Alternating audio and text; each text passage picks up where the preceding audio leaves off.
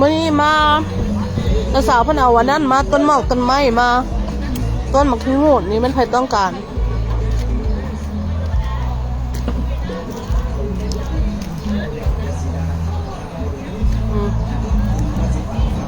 มักเล่นกับเป็นหน่วยแล้ว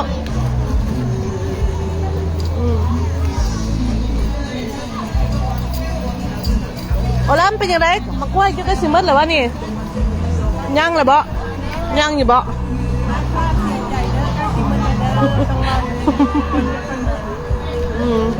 พูดเจนั่นมีอันเพลงม่วนๆเด้อเปิดให้ฟังกันไม่อย่างนี้น้องงัวป่ะนี่น้องงัวบาร์บีคิวเลยเด้อมันไผต้องการหันเด้อสุกเลยได้บาร์บีคิวก็ได้มีแหนมเข้าเฮ็ดอีกวันนี้ไดเอ็นวันนี้อันนั้นไม่อย่างก็พิเศษเลยตำมะหุ่งไดเอ็นนี่ข้าวเปียกก็มีบ่โอ้ Will you show me something โอ้ข้าวเปียกพิเศษข้าวเปียกพิเศษโอ้ยบัง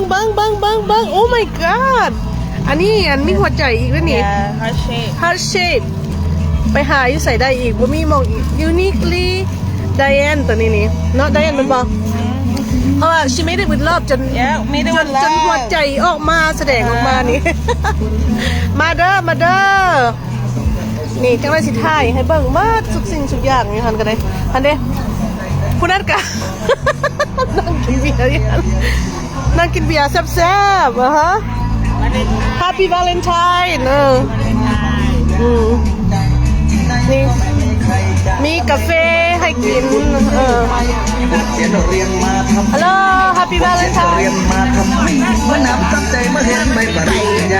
มีโอ้ใบบ่มีมันอยู่ไหนคะแหละ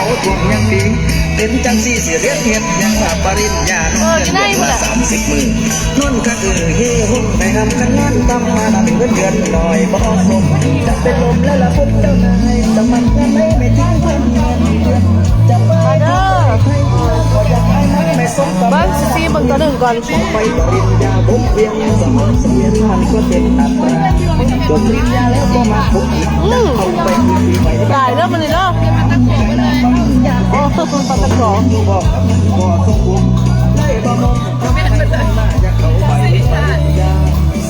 มาเด้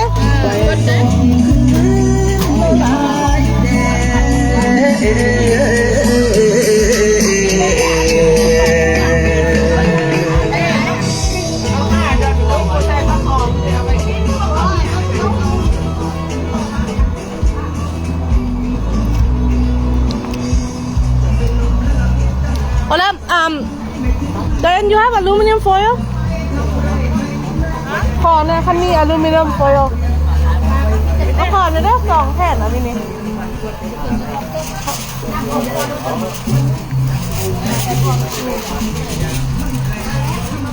สิมาแจนก่อน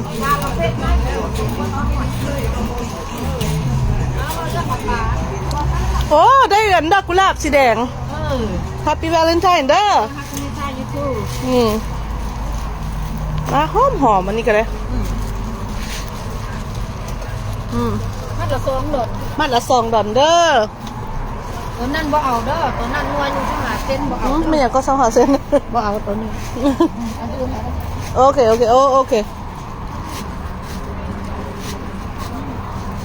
เสียบหมู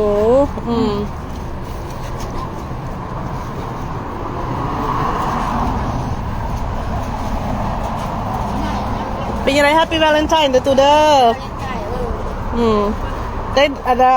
ไปเที่ยวอยู่ว่าสิได้ไปกินข้าวอยู่ว่าคะนี่จะสิพาไปเที่ยวอยู่ว่าบ่เล่นนี้บ่มีสบายนี่เจ้าเด้ผมฮันนี่บ่ได้พาไปใส่บ่ไปคนเดียวเลยไปเองแล้วประเทศไทยให้พาไปวาเลนไทน์ผู้เดียวว่าเล่นนี้ไม่อย่างแซ่บๆพวกจะกินแล้วเด้อฮักตัวเองสำคัญที่สุดเป็นฮักตัวเองบ่ท่าให้ผู้อื่นฮักตัวดอกแล้วแม่ซ้ำเนาะเจ้าก็ฮักเจ้าอยู่บ่เบิ่งไหมฮักหลายจนผมแล้วงามจะไปตัดได้นี่เนาะตะกี้หันนั้นผมแล้วยาวหัน เอองามเลยน้องยังคักแล้วเลยซ้ำ แล้วฮันนี่เราสิเทคแคร์อยู่แล้ววะผู้ใดมีฮันนี่อันเทคแคร์กับบอกเป็นยังผู้บอมนี่กับบอกเป็นยังเกิดขึ้นยากจะซื้อเรา นี่เลยอุ้ยตัวนี้ก็ได้มีแต่แนวเป็นตะกวน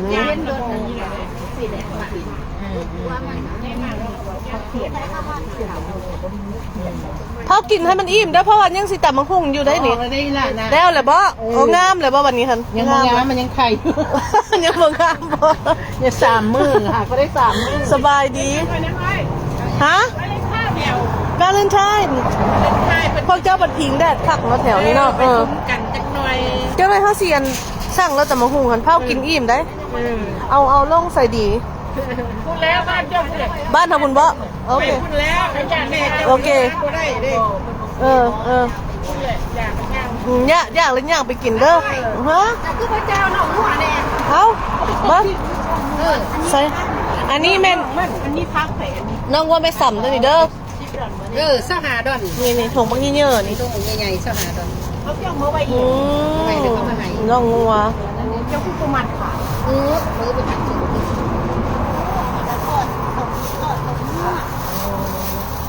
มาเด้อมื้อนี้หันแม่นด้วยคมหักเลยตัวนี้นี่ with love